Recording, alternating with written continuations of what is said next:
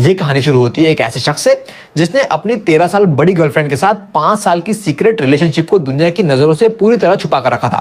Lantern festival की तैयारियों के बीच दोनों ने सोचा था कि अब वक्त आ गया है अपने परिवारों को इस रिश्ते के बारे में बता दें। लेकिन तभी वो 13 साल बड़ी औरत सु वान निंग झुककर उसके कान में आई और आधे मजाक आधे गंभीर लहजे में बोली, मैंने तेरे साथ काफी एंजॉय कर लिया, अब अगर तू किसी और से शादी कर ले तो कैसा रहेगा। उसे लगा था कि ये सुनकर वो बच्चों की तरह सीन क्रिएट करेगा, नाटक करेगा, मना करेगा, मगर जो हुआ वो किसी ने नहीं सोचा था। उसने बिल्कुल शांत दिमाग से बिना किसी हिचकिचाहट के सिर हिलाकर कहा, ठीक है। इतना कहने के बाद उसने रेड वाइन की एक बोतल खोली और जश्न मनाने लगा कि आखिरकार वो उस चिपकू इंसान यानी उससे पीछा छुड़ा रही है। ये सुनने में भले ही ठंडे दिल का रिएक्शन लगे, लेकिन इसके पीछे एक बहुत बड़ी वजह थी। दरअसल अपनी पिछली जिंदगी में उसने अपने परिवार को मनाकर पूरी दुनिया से लड़कर सु वान निंग से शादी कर ली थी। लेकिन शादी के बाद वान निंग ने उससे ऐसा ठंडा बर्ताव किया कि पूछो मत। हर रात वो उससे दूर भागती थी, उसके प्यार को ठुकरा देती थी। यहां तक कि जब वो एक कार एक्सीडेंट में बुरी तरह घायल हो गया और सड़क पर खून से लथपथ पड़ा था, तब भी वान निंग ने उसे ऐसे छोड़ दिया जैसे कोई अजनबी हो। मरते वक्त तक उसे सच्चाई का पता नहीं चला। बहुत बाद में उसे पता चला कि वान निंग के दिल में तो कोई और ही बसा था, उसकी जिंदगी का पहला प्यार, एक ऐसा शख्स जिसे वो पिछले 18 सालों से चाहती थी। उसने तो सिर्फ अपने परिवार के प्रेशर की वजह से शादी की थी, क्योंकि वो एक अरेंज्ड मैरिज थी। उस पल उस आदमी को एहसास हुआ कि एक ऐसा प्यार जिसे भीख मांगकर पाना पड़े, उसका खत्म होना तय है। तो इस बार जब जिंदगी ने उसे दोबारा मौका दिया, तो उसने फैसला कर लिया कि वो वान निंग को उसकी किस्मत पर छोड़ देगा और उसे उसकी अपनी कहानी जीने की आजादी देगा। उस पल उसने सु वान निंग की तरफ देखा और एक बड़ी सी स्माइल देते हुए कहा, मैं भी बोर हो गया था, चलो ब्रेकअप करते हैं। यह सुनकर सु वान निंग बुरी तरह चौंक गई। वो पूरी तरह से सन्न रह गई। उसे लगा जैसे उसने कुछ गलत सुन लिया है। उसने तुरंत पूछा, जो मैंने अभी कहा वो तुझे समझ आया? लेकिन उस आदमी के चेहरे पर तब भी वही शांत और सुकून भरी स्माइल बनी हुई थी। उसने कहा, बिल्कुल, तुमने ही तो कहा था कि मैं किसी और को ढूंढ लूं। पिछली जिंदगी में अगर सु वान निंग ऐसा कुछ भी बोलती जो उसे पसंद न हो, तो वो एक छोटे से चिपकू पिल्ले की तरह बिहेव करता। वो उसका हाथ पकड़कर जोर जोर से हिलाता और तब तक नखरे करता जब तक वो माफी न मांग ले। लेकिन इस बार उसने न सिर्फ उसे जाने देने का फैसला किया, बल्कि साथ ही साथ खुद को भी जहरीले रिश्ते से आजाद करने का मन बना लिया। सु वान निंग ने गुस्से में अपने आईब्रोज सिकोड़ लिए, लेकिन इससे पहले कि वो कुछ बोल पाती, बगल वाले टेबल से जोरदार आवाज आई, किसी गिलास टूटने की आवाज। उसी वक्त एक परछाई रोती हुई तेजी से दरवाजे से बाहर भाग गई। इस शोर से बाकी टेबल पर बैठे लोग भी मुड़कर देखने लगे। उसकी बहन गु किंग ने हल्के से सु वान निंग की बाह पर थप्पी मारते हुए कहा, वो जो गिलास फेंक कर गया, कहीं वो तेरा एक्स तो नहीं है? और तूने आज उसे बुलाया क्यों? त्योहार के दिन चीजें तोड़ना बिल्कुल भी अच्छा नहीं है। कहीं ये तुम्हारी वजह से तो नहीं? सु वान निंग की खूबसूरत भौहें फिर से सिकुड़ गईं। वो अपनी जगह से उठी और बड़े बड़े कदमों से चलती हुई बाहर एग्जिट की तरफ बढ़ गई। बाहर रोने की आवाज जल्दी शांत हो गई और किसी कपल की धीमी धीमी कानाफूसी शुरू हो गई। इधर खाना आना शुरू हो गया। वो बेपरवाही से अपनी प्लेट में जो आया बस खाता चला गया। ये देखकर उसकी बहन को थोड़ी हैरानी हुई, क्योंकि पहले हर बार जब भी कोई नई डिश आती तो वो सबसे पहले वान निंग का ख्याल रखता और उसकी छोटी सी प्लेट में सर्व करके रखता। ये उसकी आदत थी जब से वो उसे जानता था। और ये आदत इसलिए भी थी क्योंकि वान निंग को अक्सर काम के बहुत सारे कॉल आते थे और उसे बीच खाने में ही उठकर जवाब देने पड़ते थे। जब भी उसकी बहन उसे वान निंग का इतना ध्यान रखते देखती तो जल जाती और कहती, वाह, अपनी तो सर्विस शुरू, अपनी सगी बहन की तो तू कभी इतनी परवाह नहीं करता। फिर एक दिन उसे समझ आया और उसने पूछा, कहीं तू सु वान निंग से प्यार तो नहीं करने लगा? कई बार वो अपनी फीलिंग्स कबूल करने ही वाला होता था, लेकिन हर बार वान निंग बड़ी चालाकी से बीच में दूरी बना देती। वो एक बड़ी बहन की तरह उसके सिर पर प्यार से हाथ फेरती और मुस्कुराकर सबको बता देती, ये तो मेरा छोटा भाई है। वो हमेशा से बिना बताए समझ जाता था कि वान निंग क्या चाहती है। वो अपने रिश्ते को पब्लिक नहीं करना चाहती थी। पूरे 5 सालों में उसने कभी भी अपने सोशल मीडिया पर उसकी एक भी तस्वीर नहीं डाली, ना ही कोई ऐसा इशारा किया जिससे लगे कि वो किसी रिलेशनशिप में है। और अब तो लगता है उस आदमी ने भी कोई पोस्ट नहीं किया। ऐसा लगता है जैसे वो अपने प्यार का कोई सबूत दुनिया में नहीं छोड़ना चाहता था। लेकिन सच तो ये है कि सिर्फ इसलिए कि वो उसे पागलों की तरह प्यार करता था, इसलिए उसने बार बार परछाई की तरह छुपे रहना कबूल किया। उसे ऐसे चुपचाप खाते देखकर उसकी बहन ने मुस्कुराकर उसे छेड़ा, तू आज अपनी प्यारी वान निंग के पास क्यों नहीं गया? जरा संभल के, कहीं वो बाद में किसी और लड़के के साथ भाग न जाए। ये सुनते ही उसका हाथ एक सेकंड के लिए रुक गया। उसने पलटकर मानो कुछ हुआ ही नहीं ऐसे अंदाज में कहा, अगर वो किसी और के साथ चली जाए तो मुझे क्या? हमारी तो लॉन्ग डिस्टेंस रिलेशनशिप है, मुझे जाने की कोई जरूरत नहीं है। ये सुनकर उसकी बहन उसे घूर कर देखने लगी, मानो उसके चेहरे पर कुछ और ही पढ़ने की कोशिश कर रही हो। ठीक उसी वक्त सु वान निंग और सोंग चैंग वापस लौटे। सोंग चैंग की आंखें पूरी तरह लाल थीं, मानो अभी अभी बहुत रोया हो। वान निंग उसका हाथ थामे हुए थी और बीच बीच में उसे दिलासा दे रही थी। ये देखकर उसकी बहन ने ताली बजाई और चहकते हुए बोली, वान निंग, सोंग चैंग, क्या तुम दोनों फिर से साथ आ गए? उसकी बहन ने अपनी बात पूरी भी नहीं की थी कि सुवान निंग ने घबराकर तुरंत उस लड़के की तरफ सिर उठाकर देखा। उसकी आंखों में एक पल के लिए डर और बेचैनी साफ दिखी। उसने झट से कहा, ये क्या बकवास कर रही हो? ये तो बस मेरा पुराना यूनिवर्सिटी फ्रेंड है, थोड़ा हालचाल पूछने में क्या बुराई है? इस पर उसकी बहन, जिसे शरारत सूझती थी, बिल्कुल बेझिझक करीब आई और बोली, अरे मैं भी तो तेरी पुरानी क्लासमेट हूँ, मेरा भी थोड़ा हालचाल ले लिया कर। सु वान निंग ने हंसते हुए उसे दूर धकेल दिया। इस बीच सोंग चेंग एक छोटी सी चिड़िया की तरह उससे सटकर खड़ा था। ये मंजर देखकर वो लड़का बीच में आया और अपनी बहन को पीछे खींचते हुए बोला, दीदी तुम जाकर खाना खाओ, हमारे वान निंग भाई और सोंग चेंग की प्राइवेट बातचीत में डिस्टर्ब मत करो। ये कहते हुए उसने एक बड़ी सी गहरी स्माइल सुवान निंग की तरफ देखी और पूछा, है ना वान निंग भाई? हाँ भाई का ये शब्द सुनते ही सुवान निंग एकदम ठिठक गई। उसने उसे एक अजीब सी नजर से देखा, जिसका मतलब समझना मुश्किल था, लेकिन आखिरकार उसने कुछ नहीं कहा और सोंग चेंग को लेकर तेजी से वहां से चली गई। उनके जाते ही आसपास बैठे लोग अफवाहें उड़ाने लगे। कोई कह रहा था, मैंने पहले ही कहा था, पहला प्यार सब पर भारी पड़ता है। आज रात उसका जो हाल था, 80% तो यही चांस है कि वो दोनों फिर से पक्का साथ आ जाएंगे। फिर किसी ने बताना शुरू किया, सुना है उस वक्त सोंग चेंग की किडनी खराब हो गई थी और उसे अर्जेंट ट्रांसप्लांट की जरूरत थी। सु वान निंग ने एक सेकंड भी नहीं सोचा और तुरंत अपनी एक किडनी दे दी। इतना ही नहीं, उसका खुद का ऑपरेशन हुआ था, अभी वो पूरी तरह ठीक भी नहीं हुआ था, लेकिन वो भागकर सोंग चेंग के पास पहुंच गया और दिन रात उसकी देखभाल की। उसने तो लिटरली अपनी आधी जिंदगी उसे दे डाली और अब जब सोंग चेंग वापस आ गया है तो लगता तो यही है कि अब वो कभी अलग नहीं होंगे। ये सारी बातें सुनकर उस लड़के के दिल में ऐसा तेज दर्द उठा कि उसकी सांसें रुकने लगी। उसे एहसास हुआ कि इन दोनों की किस्मत तो हमेशा से एक दूसरे से जुड़ी हुई थी और वो बेचारा एक बेवकूफ की तरह उनकी इस भव्य प्रेम कहानी में बस एक शर्मनाक और छुपे हुए रिश्ते का साथी था। अपनी पिछली जिंदगी में शादी के बाद उन दोनों का रिश्ता एकदम से बदल गया था। वो न सिर्फ अलग अलग कमरों में सोते थे, बल्कि खाने की चॉपस्टिक्स भी अलग अलग इस्तेमाल करते थे। ये सिलसिला तब तक चलता रहा जब तक वान निंग के पेरेंट्स ने उन पर बच्चा करने का प्रेशर डालना शुरू नहीं कर दिया। तब जाकर कहीं उसने बड़ी नाचारी और बेमन से अपना फर्ज पूरा करने के लिए उसे गले लगाया। उस रात वान निंग ने जिद की थी कि कमरे की सारी लाइटें बंद होनी चाहिए और पूरे वक्त उसने अपनी आंखें कसकर बंद रखी, ऐसे जैसे वो दुनिया की सबसे बड़ी जिल्लत झेल रही हो। और इसका नतीजा ये हुआ कि अगले ही दिन वो रात गुजारने सोंग चेंग के पास चली गई और वापस नहीं आई। फिर एक सर्दी का मौसम आया जब उस लड़के को बुरी तरह फ्लू हो गया। वो तेज बुखार से बिस्तर पर पड़ा पड़ा पूरी तरह टूट चुका था। उसने वान निंग से गिड़गिड़ा कर कहा कि वो उसे हॉस्पिटल ले चले, लेकिन उसने झुंझलाकर साफ मना कर दिया और ऑफिस में ओवरटाइम का बहाना बना दिया। लेकिन असल में वो उस वक्त सोंग चेंग के साथ घड़ियां खरीदने गई हुई थी। दुकान की सेल्स गर्ल ने सोंग चेंग से तारीफ करते हुए कहा भी था, आपका बॉयफ्रेंड कितना केयरिंग है और आप दोनों की जोड़ी तो बहुत खूबसूरत है। और उधर जब ये सब चल रहा था, ये लड़का सड़क दुर्घटना के बाद जमीन पर अपने ही खून से लथपथ पड़ा था, दर्द से बिलबिला रहा था। उसने आखिरी उम्मीद में वान निंग को कॉल किया, लेकिन उधर से झुंझलाहट भरा जवाब आया, ये तो बस एक कार एक्सीडेंट है, तू मरने वाला नहीं है, इससे शिकायत करना बंद कर और खुद एम्बुलेंस बुलाकर हॉस्पिटल चला जा, मैं अभी बहुत बिजी हूँ, मेरे पास वक्त नहीं है। और फिर लाइन काट दी गई। आज जब उसने दोबारा कॉल करने की कोशिश की तो फोन स्विच ऑफ था। उस रात हॉस्पिटल के बेड पर पड़े पड़े उसने अपनी मोबाइल स्क्रीन पर देखा कि सोंग चेंग ने एक के बाद एक 8 पोस्ट लगाई थी। हर पोस्ट में सु वान निंग उसके साथ डिज्नीलैंड में थी। ये सब सोंग चेंग के जन्मदिन की तस्वीरें थी, जिन्हें 9 तस्वीरों के खूबसूरत ग्रिड में सजाया गया था। और हर ग्रिड के बीचों बीच एक तस्वीर ऐसी थी जिसमें सु वान निंग और सोंग चेंग एक दूसरे को किस कर रहे थे। उस पल उस लड़के की जिंदगी जीने की सारी इच्छा खत्म हो गई और आखिरकार खून की कमी से उसकी मौत हो गई। लेकिन इस सब के बाद भी सु वान निंग को हमेशा लगता रहा कि वो बस नाटक कर रहा था। फिर हमें सु वान निंग की बर्थडे पार्टी का सीन दिखाया जाता है, जहां पार्टी की जान यानी वो लड़का बिल्कुल खोया खोया सा था। हर कोई अपने आप में मस्त था, लेकिन उसका मूड बिल्कुल नहीं था, इसलिए वो डिनर खत्म होते ही वहां से निकल लिया। दिलचस्प बात यह थी कि सु वान निंग, जो हर 3 मिनट में उसे मैसेज किया करती थी, वो आज रात बड़ी अजीब तरह से खामोश थी। बाहर नए साल के पटाखों की आवाजें दिल दहला रही थी, लेकिन उसके अंदर कोई खुशी नहीं थी।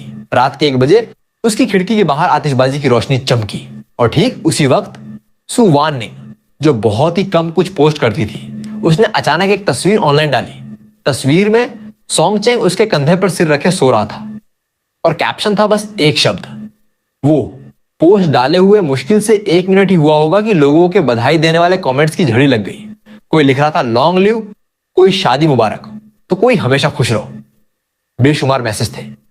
उसने मशीन की तरह बिना सोचे समझे जाकर एक लाइक कर दी, लेकिन जब उसने पन्ना रिफ्रेश किया तो वो पोस्ट गायब थी और ठीक अगले ही पल सोंग चेंग का मैसेज आया। उसने लिखा, वान निंग मुझे घर छोड़ने आया था और मैं अनजाने में ही उसके कंधे पर सो गया। बहुत रात हो गई है और मुझे अकेले जाने का मन नहीं है, इसलिए मैंने उसे कहा कि रात मेरे साथ ही बिता ले। आशा करता हूं तुझे कोई दिक्कत तो नहीं। उसने बस रुखाई से एक करके जवाब दे दिया। आखिर अब उसकी सोच थी कि सुवान निंग जिसके साथ रहना चाहे, जो करना चाहे करे, उसे अब कोई फर्क नहीं पड़ता। वो सोने ही वाला था कि सुवान निंग ने भी मैसेज कर दिया। मैसेज में लिखा था, सॉन्ग चेंग अभी अभी विदेश से लौटा है और उसके पास नए साल के कपड़े खरीदने का टाइम नहीं था। तेरे पास तो नए कपड़े हैं ना, क्या तू कल के लिए अपने कपड़े उसे उधार दे सकता है? दुकानें बंद हैं और वो शॉपिंग नहीं कर पाया। ये पढ़ते ही उसका पहले से खराब मूड एकदम से एक नई गहराई पर गिर गया। उसके दिमाग में आया कि पिछले जन्म में वो कितना अंधा था जो ऐसे इंसान पर फिदा हो गया। उसके अपने नए कपड़े जो उसने खुद भी अभी तक नहीं पहने थे, वो भी उसे अपने नए आशिक को देने को कह रही थी। आखिर वो उसे क्या समझती थी? गुस्से से पागल होकर उसने कोई रिप्लाई नहीं किया और सीधा अपना फोन बंद कर दिया। लेकिन उसने सपने में भी नहीं सोचा था कि अगली सुबह सु वान निंग सॉन्ग चेंग के साथ सीधा उसके घर पहुंच जाएगी। सुबह के 10 बजे सु वान निंग ने दरवाजे की घंटी बजाई और उसकी बहन ने दौड़कर दरवाजा खोला। सामने दोनों खड़े थे, हाथों में तरह तरह के गिफ्ट्स लिए हुए। उस लड़के को छोड़कर उसके पूरे परिवार ने दोनों का जोरदार स्वागत किया। दरअसल सु वान निंग ने अपने माता पिता को बहुत छोटी उम्र में खो दिया था और वो अपनी दादी के पास रहती थी, जो इसी परिवार की पड़ोसी थी। इस लड़के के माता पिता ने हमेशा से सु वान निंग को अपने बेटे जैसा प्यार दिया था। अंदर आते ही सु वान निंग ने उस लड़के पर एक तीखी और गहरी नजर डाली। उसकी मुस्कुराती हुई मां ने सॉन्ग चेंग से कहा, अरे इतने सालों में तो तू बहुत खूबसूरत हो गया है। सॉन्ग चेंग ने मीठी मुस्कान के साथ जवाब दिया, शुक्रिया आंटी, लेकिन आप तो बिल्कुल नहीं बदली, पहले जैसी ही जवान लग रही हैं। सॉन्ग चेंग को बातें बनाने की कला खूब आती थी और कुछ ही पलों में उसने लड़के के माता पिता को अपना फैन बना लिया। तभी उसकी मां ने चिल्लाकर अंदर बुलाया, गुयू तू अपने कमरे में क्या कर रहा है? जल्दी से बाहर आकर इनका स्वागत कर। और वान निंग और सॉन्ग चेंग बड़े शांत भाव से बैठे चाय पीते रहे। कुछ देर बाद लड़का बाथरूम में था। तभी सु वान निंग ने उसे बहुत अजीब किस्म की नजर से देखा और वही मैसेज भेज दिया। मैसेज था, तू आज नाराज क्यों है? उसने मैसेज तो पढ़ लिया लेकिन जवाब नहीं दिया। दोपहर के खाने के वक्त बैठने के स्थान को लेकर उनके बीच एक छोटी सी खटपट हो गई। वो अपनी रोज की जगह पर जाकर बैठ गया, लेकिन तभी सु वान निंग बिना कुछ बोले चुपचाप आकर उसके ठीक बगल में बैठ गई और वो जगह उसकी बहन की थी। उसकी बहन ने देखा कि उसकी सीट ले ली गई है और सॉन्ग चेंग के पास वाली सीट खाली है, तो वो मजाक करते हुए वान निंग को खींचने लगी और बोली, अरे तू मेरी जगह क्यों बैठ गई? जा न, जल्दी से अपने बॉयफ्रेंड के पास जाकर बैठ। इस छोटी सी खींचतान के बाद आखिरकार सु वान निंग को उठकर उसके सामने वाली सीट पर बैठना पड़ा। बैठने के बाद वो लगातार उस लड़के को एक तेज नजर से देख रही थी, लेकिन उसने नजरें फेर ली और चुपचाप खाने लगा। खाने के बीच में वान निंग फोन उठाने के लिए उठ गई। उसने अपने सामने रखी खाली छोटी प्लेट की तरफ देखा। उसने एक निवाला निगला और फैसला कर लिया कि वो उसे नजरअंदाज करेगा। जब वान निंग वापस आई तो उसने जानबूझकर अपनी प्लेट और फिर उस लड़के की तरफ देखा। उसकी बहन ने ये सब भांप लिया और तुरंत सफाई देने के अंदाज में बोली, अरे अपने ही घर में है, कोई तेरा खाना नहीं छीनेगा, गुयू को इतना बेचैन मत करो। फिर हमें दिखाया जाता है कि उसकी माँ ने बारी बारी से सु वान निंग और अपने बेटे की तरफ एक बहुत ही अर्थपूर्ण नजर से देखा और फिर हल्के से पूछ बैठी, गुयू देख, तेरी वान निंग दीदी तो इस साल अपने बॉयफ्रेंड को भी लाई है, तू कब हमें अपनी कोई गर्लफ्रेंड दिखाने वाला है? इस सवाल पर सु वान निंग कुछ बोलने के लिए अपना मुंह खोला ही था कि उस लड़के ने उससे पहले ही जवाब दे दिया। वो बोला, पापा, मम्मी, दीदी, अगर आपके पास लड़कियां हैं तो मुझे बिल्कुल बताइए, मैं तैयार हूं। आमतौर पर जब भी इस तरह की बात होती तो वो हमेशा साफ इनकार कर देता था। इस बार उसका मन बदला देखकर उसकी बहन तो भावुक होकर रोने ही लगी और बोली, छोटू आखिरकार तू समझ गया, बस तू राजी हो जा, तेरी बड़ी बहन आज खाने के बाद ही तेरे लिए ढेर सारी खूबसूरत लड़कियां लेकर आती है, तू बस देखते जा। लड़का हंसते हुए सहमति में ठीक है बोला। सब लोग हंसी मजाक और बातचीत में मशगूल थे कि सु वान निंग ने अचानक सबको बीच में ही रोक दिया और कहा, आंटी मजाक मत कीजिए, सॉन्ग चेंग तो बस मेरा पुराना कॉलेज फ्रेंड है। ये सुनकर उसकी माँ एक पल के लिए सकपका गई और सॉन्ग चेंग की हंसी गायब हो गई। लेकिन उसकी बहन जो हमेशा से आग लगाने का काम करती थी, उसने तुरंत ताना मारा, अच्छा तो तू अभी भी सिंगल है, तो फिर तू मेरे छोटे भाई के साथ घूम क्यों नहीं जाती? ये शब्द सुनते ही उस लड़के का दिल जो पहले से ही बेताब था बुरी तरह धड़कने लगा। लेकिन सु वान निंग ने तुरंत उसकी बहन को धक्का देते हुए कहा, बकवास मत कर, गुयू तो मेरा छोटा भाई है। यह सुनकर लड़के ने गहरी सांस ली और अपनी पूरी ताकत झोंक कर एक नकली स्वाभाविक सी मुस्कान बनाने की कोशिश करते हुए कहा, हाँ ना दीदी, कुछ भी मत बोलो, सु वान निंग तो मेरी बड़ी बहन जैसी है। खाना खत्म होने के बाद सु वान निंग सॉन्ग चेंग के साथ चली गई और उसके बाद अगले कुछ दिनों में उन दोनों के बीच बिल्कुल कोई संपर्क नहीं हुआ। वो लड़का अपनी जिंदगी ऐसे जीने लगा जैसे कुछ हुआ ही नहीं। खाना पीना, मौज मस्ती और पुराने दोस्तों की पार्टियों में बढ़ चढ़कर हिस्सा लेने लगा। फिर नए साल के 5वें दिन की रात आई। उसकी बहन की पुराने क्लासमेट्स के साथ एक पार्टी थी और उसे देख करके वो खाली बैठा है, उसने जबरदस्ती उसे भी घसीट लिया। वो तो पहले से ही बिस्तर पर लेटा हुआ था और उसने कसम खा ली थी कि किसी भी कीमत पर नहीं जाएगा। लेकिन बहन ने इमोशनल करते हुए कहा, आज की रात तेरी बड़ी बहन की जिंदगी की सबसे अहम रात है और तू एक छोटे भाई के नाते हमारा साथ देने से पीछे नहीं हट सकता। पार्टी की जगह पर पहुंचने के बाद ही उसे असलियत का पता चला। उसे बताया गया कि सोंग चेंग आज की रात का फायदा उठाकर सबके सामने सू वान निंग को प्रपोज करने और उनके रिश्ते को फिर से जोड़ने की प्लानिंग कर रहा है। लोग कह रहे थे कि जब से सोंग चेंग विदेश से लौटा है, उनकी नजदीकियां बहुत तेजी से बढ़ी हैं और उनके फिर से साथ आने के चांस बहुत ज्यादा हैं। एक क्लासमेट ने बताया, जो एक ज्वेलरी शॉप में काम करता है, कि परसों सू वान निंग उसकी दुकान पर अंगूठी देखने आई थी और शायद 10 में से 9 चांस यही है कि वो सोंग चेंग के लिए अंगूठी खरीद रही थी। वहां उस लड़के की बहन के लगभग सारे दोस्त उसे जानते थे। उसे आता देख बहुत लोगों ने हाथ हिलाकर उसे बुलाया और मजाक में कहा, यहाँ तो ढेर सारी खूबसूरत लड़कियां हैं, किसी एक को चुन लेफ्टिनेंट। वो भी उनके साथ हंसी मजाक करने लगा। वहीं थोड़ी ही दूर पर सू वान निंग चुपचाप खड़ी बिना कुछ बोले ये सब देख रही थी। खाना शुरू होने से पहले सोंग चेंग ने चालाकी से उस लड़के को अलग ले जाकर एक कोने में कहा, गुयू, मैं जानता हूं कि वान निंग तुझे बहुत मानती है और तेरी हर बात सुनती है, तो बाद में जब मैं अपने प्यार का इजहार करूं तो तुम मेरी तरफ से थोड़े अच्छे शब्द बोल देना, ठीक है? इससे हमारे फिर से साथ आने के चांस और भी बढ़ जाएंगे। ऊपर से देखने में सोंग चेंग जितना शांत था, अंदर से वो उतना ही शैतान था। उसे पता था कि वो लड़का सू वान निंग से प्यार करता है, लेकिन चूंकि वो उनके रिश्ते को कभी पब्लिक नहीं करना चाहती थी, इसलिए वो चुपचाप चोट खाता रहता था। सोंग चेंग बस उसकी इसी कमजोरी का फायदा उठाकर उसे और तड़पाना चाहता था। लेकिन सोंग चेंग ये नहीं जानता था कि अपनी पिछली जिंदगी में जो कुछ हुआ उसके बाद उस लड़के की फीलिंग्स मर चुकी थी और दफन हो चुकी थी। तो उसने भी सोंग चेंग से भी बड़ी और चमकदार मुस्कान देते हुए कहा, बिल्कुल टेंशन मत लो, मैं तुम्हारी खूब मदद करूंगा। सोंग चेंग बहुत खुश होकर हॉल में वापस चला गया। खाने की टेबल पर बैठने के बाद न जाने सू वान निंग को क्या सूझी, वो उस लड़के को पागलों की तरह खाना सर्व करने लगी, बिल्कुल वैसे ही जैसे वो पहले उसके लिए किया करता था। टारगे उसू जब वेटर चिकन का एक नया बर्तन लेकर आया और सू वान निंग ने एक पीस उठाकर उसकी प्लेट में डालना चाहा, तो उसने हाथ उठाकर उसे रोक दिया और पॉलिटली मुस्कुराते हुए कहा, दीदी, मैं बड़ा हो गया हूँ, खुद खा सकता हूँ, जाओ। सोंग चेंग को तो चिकन का वो पीस हवा में ही लटका रह गया और एक अजीब सी खामोशी छा गई। ये मंजर देखकर सोंग चेंग ने फौरन अपनी प्लेट आगे बढ़ाई। सू वान निंग ने झट से कहा, कौन जाने, शायद हमारे छोटे गुयू को आज यहाँ कोई पसंद आ गया हो, उसकी परवाह छोड़ो। इसके बाद पुराने दोस्त एक एक करके खड़े होकर सोंग चेंग की वापसी की खुशी में टोस्ट करने लगे। सोंग चेंग ने जैसे ही अपना गिलास उठाया, सू वान निंग ने उसके हाथ से वो छीन लिया और बोली, सोंग चेंग को एक बूंद भी नहीं बचती, ये गिलास मैं उसकी तरफ से पीती हूँ। ये कहकर उसने अपना गिलास उठाया और एक ही सांस में सारी शराब नीचे उतार दी। सब लोग तालियां बजाकर उनका हौसला बढ़ाने लगे।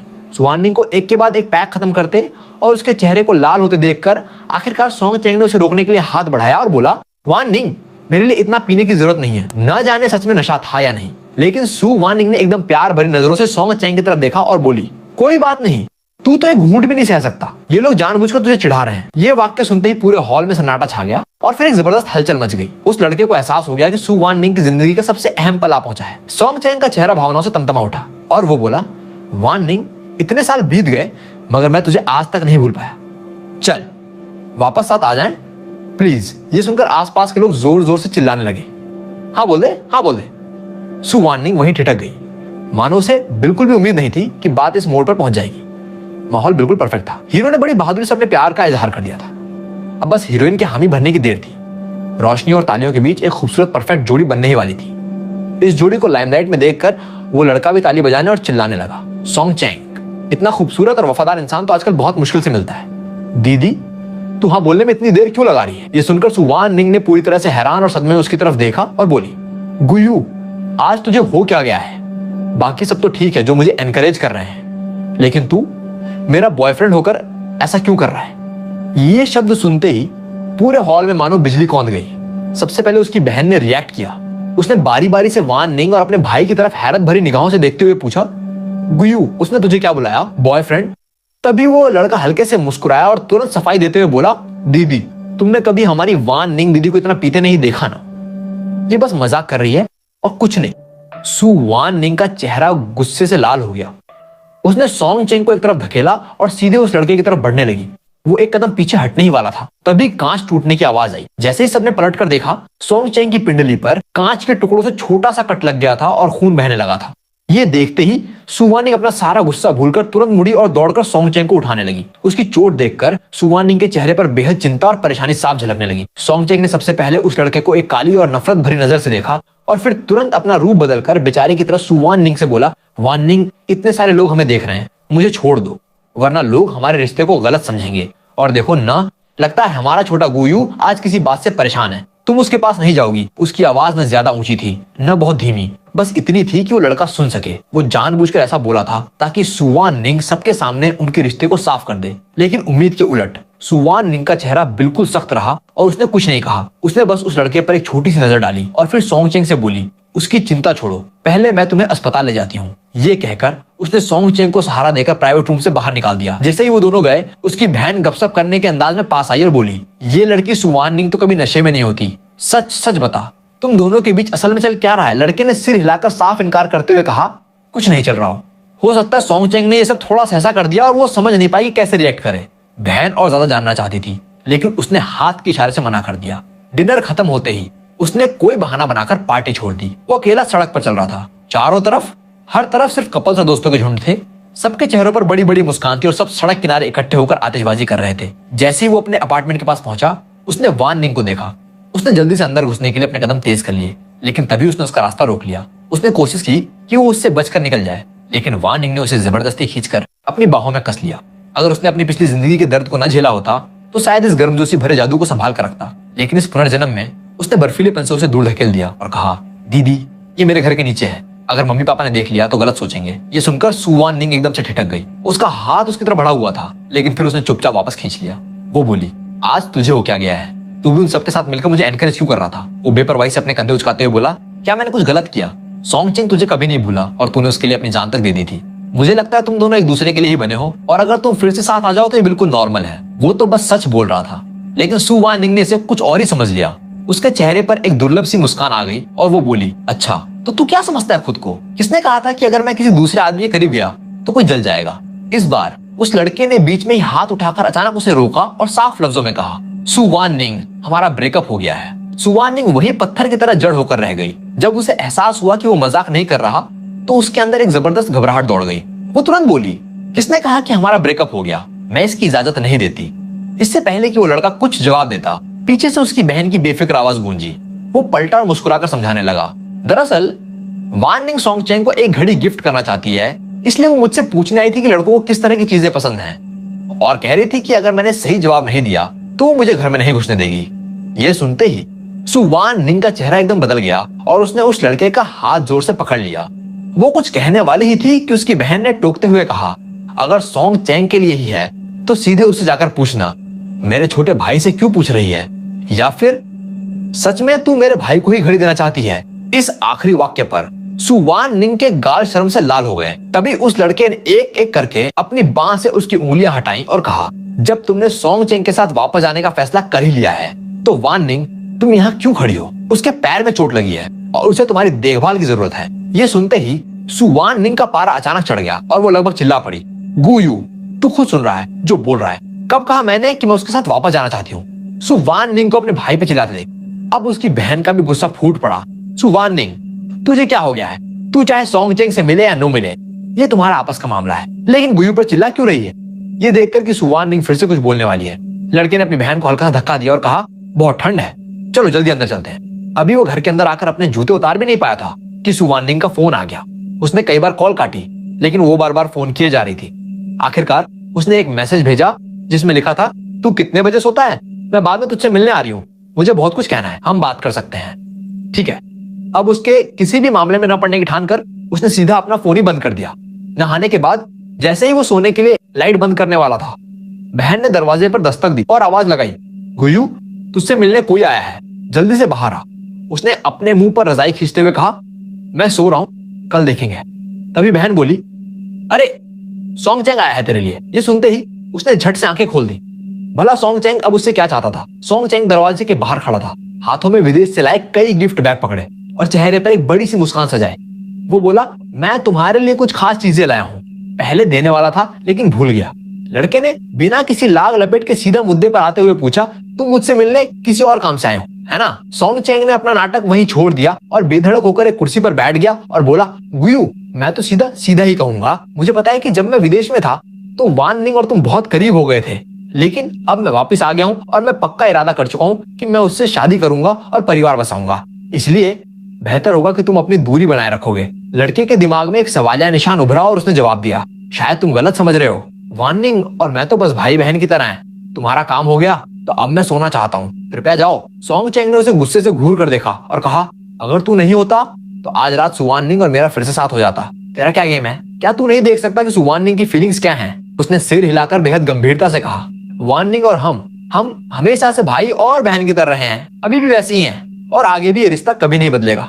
अगर तुम्हें वार्निंग से प्यार है तो मुझ जैसे किसी बाहरी इंसान पे अपना वक्त बर्बाद करने की बजाय जाकर हिम्मत से उसे जीत लो। ये सुनकर सोंग चैंग का मुंह बंद हो गया और वो काफी देर तक कुछ नहीं बोल पाया। आखिरकार वो चुपचाप कुछ गिफ्ट बैग छोड़कर बिना कुछ कहे चला गया। सोंग चैंग के जाने के बाद उसे सुकून मिलने की बजाय और भी ज्यादा घुटन महसूस हुई। उसे अपनी पिछली जिंदगी की याद आ गई, जब ठीक ऐसे ही उसने और सुवाननिंग ने अपनी शादी का ऐलान किया था और सोंग चैंग उससे अकेले में मिलने आया था। उस वक्त उसे लगा था कि वो लड़ने आया है, लेकिन वो बहुत शांत था। उसने अपना फोन निकाला और पहली बार मिलने से लेकर आज तक की सुवाननिंग के साथ हुई सारी चैट्स पेज दर पेज उसे दिखाने लगा। शुरुआती दौर की औपचारिक बातचीत से लेकर जब वो दोस्त बने, फिर एक दूसरे से सीखने का माहौल और फिर धीरे धीरे बढ़ती नजदीकियां, उनकी पहली डेट, पहला इजहार और फिर आखिरकार वो पल जब वो एक कपल बने। इतना ही नहीं, ब्रेकअप के बाद भी जितने भी साल सोंग चेंग विदेश में रहा, उनके बीच एक ऐसा संपर्क बना रहा जो दिखने में दोस्ताना लगता था, लेकिन असल में बहुत गहरा और अस्पष्ट था। उस लड़के की आंखों की चमक धीरे धीरे बुझती देख सोंग चेंग के चेहरे पर एक घमंड भरी मुस्कान तैर गई। उसने कहा था, देख लिया ना, वार्निंग जिसे सच में प्यार करती है वो मैं हूँ। और सुन, तुम चाहे शादी कर लो, लेकिन उसका दिल कभी तुम्हारा नहीं होगा। वो तुमसे प्यार से नहीं बल्कि अपनी जिम्मेदारी समझकर शादी करेगी। लेकिन उस वक्त उसने ये मानने से साफ इनकार कर दिया था। उसे लगता था कि ये सूखे सूखे चैट के स्क्रीनशॉट उसकी रोजमर्रा की जिंदगी की जगह कभी नहीं ले सकते। लेकिन उसे क्या पता था कि सोंग चेंग के ये शब्द बिल्कुल भविष्यवाणी की तरह सच साबित होंगे। उस रात उसकी नींद बहुत बेचैन भरी रही। सुबह होने तक भी उसकी आंखों से नींद गायब थी। तभी उसकी बहन ने दरवाजे पर दस्तक दी और पूछा, गुयू, तूने उस दिन कहा था ना कि तुझे किसी से मिलना है। मेरी एक दोस्त है जो आज ही विदेश से लौटी है। वो डॉक्टर है और उसकी स्पेशलाइजेशन भी तुम्हारी तरह ही है। तो क्या कहता है, मिलेगा? ये सुनते ही उसके अंदर एक नई ऊर्जा दौड़ गई। उसने सोचा, हाँ, अब वक्त आ गया है कि पन्ना पलटा जाए और आगे बढ़ा जाए। और इस वक्त अपना ध्यान भटकाने का सबसे अच्छा तरीका नए लोगों से मिलना ही था। उसे नहा धोकर इतना उत्साह से तैयार होते देख उसकी मां ने भी हैरानी जताई और कहा कि वो सच में बड़ा हो गया है। उसने खुद पर तंज कसते हुए हंसकर कहा, यह सब सुवाननिंग का कमाल है। उसकी बहन की दोस्त लिन जू यान बहुत सीधे तरीके की निकली। मुलाकात का समय तय करने के बाद उसने खुद पहल करके उसकी बहन से उसका नंबर मांग लिया। लड़के ने बहन से कहकर अपनी पूरी प्रोफाइल भिजवा दी। उसे कांटेक्ट में जोड़ने के बाद उसने देखा कि उसकी प्रोफाइल पिक्चर एक ब्रिटिश शॉर्ट हेयर बिल्ली की थी। उसे एक पल के लिए एक अनजानी सी जानी पहचानी फीलिंग हुई, क्योंकि उसकी खुद की प्रोफाइल पिक एक काली बिल्ली की थी। लिन जू यान ने उसे मैसेज करके कहा कि वो कल अपने घर के पास एक रेस्टोरेंट में मिलेंगे। जब वो मिले तब उसने हैरानी और खुशी से पूछा, तुम्हें कैसे पता कि मुझे यहाँ का खाना पसंद है और मैं हमेशा इसी रेस्टोरेंट में आता हूँ? उसने जवाब दिया, मैंने तुम्हारी बहन से पूछ लिया था।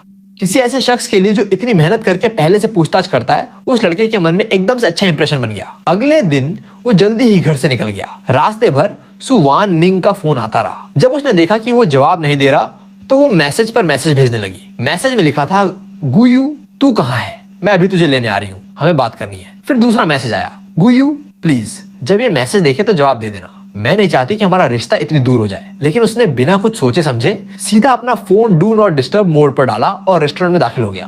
वेटर के गाइड करने पर वो अपनी रिजर्व टेबल की तरफ बढ़ा। दूर से ही उसने खिड़की के पास एक बहुत ही खूबसूरत लड़की को बैठे देखा। उसने सोचा यही होगी उसकी बहन की दोस्त। उनकी पहली मुलाकात के लिए लिन जू यान ने बड़ी नजाकत से सोचकर उसके लिए एक छोटा सा गिफ्ट लाने की कोशिश की थी। एक बारीक नक्काशी वाली लकड़ी की म्यूजिक बॉक्स। बस हल्के से चाबी घुमाओ और वो बॉक्स एक मीठी धुन छेड़ देता, जिसमें चिड़ियों की चहचहाट और पानी के बहने की आवाज शामिल थी, जो सुनने में बहुत सुकून देने वाली थी। उसकी खुशी देखकर लिन जू यान ने अचानक से कहा, ये मैंने खुद बनाई है। वो चौंक कर बोला, अरे सच में? लेकिन तुम डॉक्टर हो, ये सब छोटी मोटी चीजें भी बनाना जानती हो। लिन जू यान थोड़ा शर्माते हुए और थोड़ा गर्व से बोली, मेरे दादाजी बड़े ही थे और उन्होंने ही मुझे बचपन में ये सब सिखाया था। लड़के ने उसकी तरफ अंगूठा दिखाया, उसकी इस बहुमुखी प्रतिभा की दिल से तारीफ करते हुए।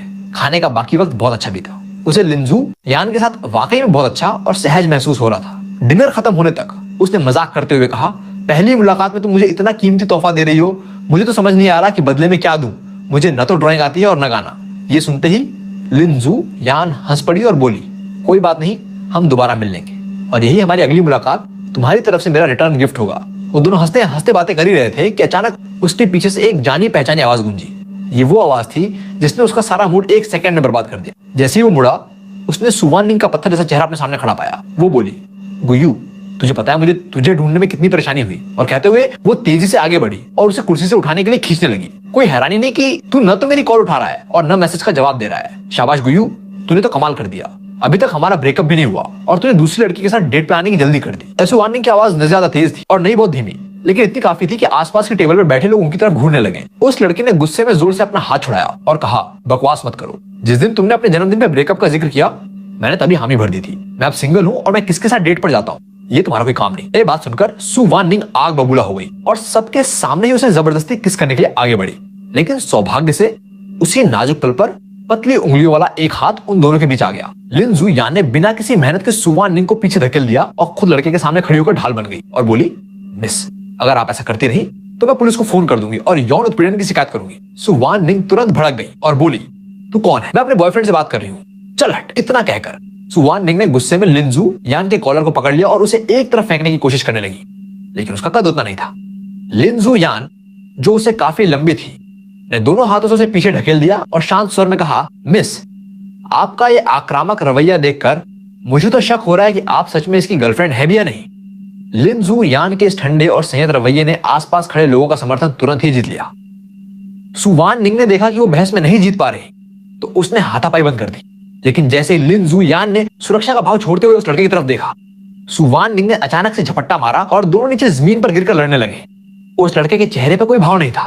उसने बिना एक पल गंवाए पुलिस को फोन लगाया और फिर सोंग चेंग का नंबर मिलाकर उसे अपनी गर्लफ्रेंड को संभालने के लिए कहा। लेकिन उसकी हैरानी की हद तब पार हो गई जब सोंग चेंग ने भी उतनी ही बर्फीली आवाज में जवाब दिया, आगे से सुवान निंग से जुड़ी किसी भी बात के लिए मुझे कभी फोन मत करना, मैं उसके साथ कभी वापस नहीं आऊंगा।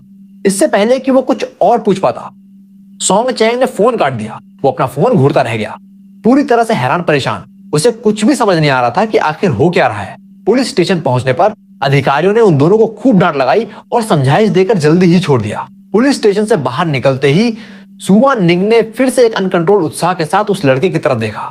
उसने गहरी सांस ली और पूरी तरह से हार मानते हुए कहा, सुवान निंग, प्लीज मेरा पीछा करना बंद करो। उसके इतना बोलते ही सुवान निंग ने बिना देर किए खुद को समझाने की कोशिश में कहना शुरू किया, उस दिन मैंने बहुत ज्यादा पी ली थी, ये बस एक गलत मजाक था, प्लीज इसे दिल पर मत लो। मैंने कभी भी सोंग चेंग के साथ वापस जाने के बारे में नहीं सोचा, मैं तो बस तुमसे प्यार करती हूँ। उसने तुरंत ताना मारते हुए कहा, तुम कहती रहती हो कि मुझसे प्यार करती हो, लेकिन फिर पूरे 5 सालों तक मुझे एक सीक्रेट रिलेशनशिप में क्यों रखा, ऐसे जैसे मैं कोई शर्मिंदगी का कारण हूँ। सुवान निंग, तुम जिससे प्यार करती हो वो मैं नहीं बल्कि तुम खुद हो। इतना कहने के बाद उसने पैर पटके और वहां से चल दिया। सुवान निंग उसका पीछा करने के लिए आगे बढ़ी, लेकिन पास ही खड़ी लिन जू यान ने उसका रास्ता रोक लिया। बेबस और बिना किसी विकल्प के सुवान निंग बस वहीं खड़ी उन दोनों को जाते हुए देखती रही। लेकिन उस लड़के ने कभी नहीं सोचा था कि इसके ठीक बाद सुवान निंग दुनिया के सामने उनके रिश्ते का ढिंढोरा पीट देगी। एक सुबह बहुत जल्दी, जब वो अभी तक गहरी नींद में था, उसकी बहन ने उसके कमरे के दरवाजे पर जोर जोर से पीटना शुरू कर दिया।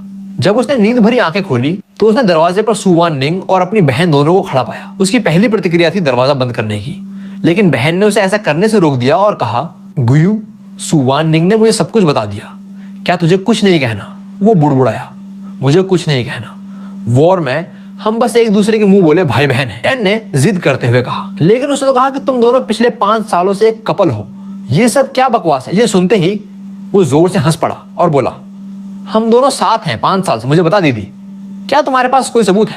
सुवान निंग ने अपना मुंह खोला, लेकिन कोई आवाज नहीं निकली।